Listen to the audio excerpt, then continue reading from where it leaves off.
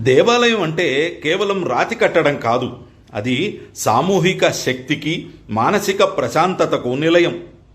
ప్రాచీన కాలంలో దేవాలయాలు విద్యాబోధనలకు, వైద్యానికి, సంస్కృతికి కేంద్రాలుగా ఉండేవి.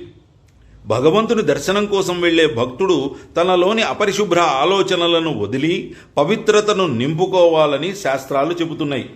అయితే మానసిక పవిత్రత గురించి పక్కన పెడితే కాలక్రమేణా పెరుగుతున్న జనాభా, ఆధునిక జీవనశైలి కారణంగా ఈ ఆధ్యాత్మిక క్షేత్రాలు భౌతిక అపరిశుభ్రతకు లోనవుతున్నాయి.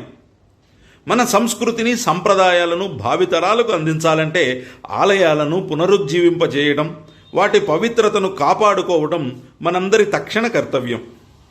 ఈ సమస్య నివారణకు ప్రతి భక్తుడు తన బాధ్యతగా కొన్ని మార్పులు చేసుకోవాలి. ముందుగా ఆలయాల్లో ప్లాస్టిక్ వాడకాన్ని పూర్తిగా నిషేధించాలి.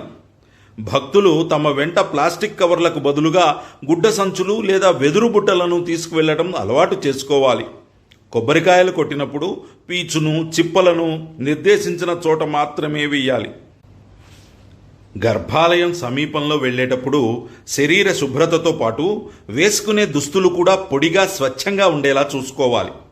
ముఖ్యంగా పుణ్యక్షేత్రాలలో తడిబట్టలతో ఆలయ మండపాల్లోకి రాకుండా ఉండటం వల్ల నేల జిగటగా మారకుండా ఉంటుంది. భక్తుల రద్దీని దృష్టిలో ఉంచుకుని ఎప్పటికప్పుడు శుభ్రం చేసేలా అదనపు సిబ్బందిని నియమించడంతో పాటు పారిశుధ్యంపై పెద్ద ఎత్తున బోర్డుల ద్వారా అవగాహన కల్పించాలి. ఆలయ కమిటీలు కూడా ఆధునిక సాంకేతికతను ఉపయోగించుకోవాలి. వ్యర్థాల నిర్వహణ కోసం జీరో వేస్ట్ విధానాన్ని అమలు చేస్తూ పూలు, ఇతర సేంద్రియ పదార్థాల నుండి ఎరువును తయారు చేసే యూనిట్లను నెలకొల్పాలి. ఈ విషయంలో తిరుమల తిరుపతి దేవస్థానాన్ని ఆదర్శంగా తీసుకోవాలి.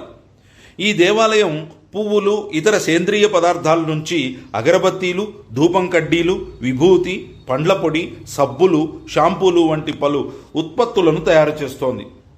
ప్రసాద వితరణ జరిగే చోట పర్యావరణానికి హితకరమైన విస్తరాకులు లేదా దొన్నెలు వాడాలి.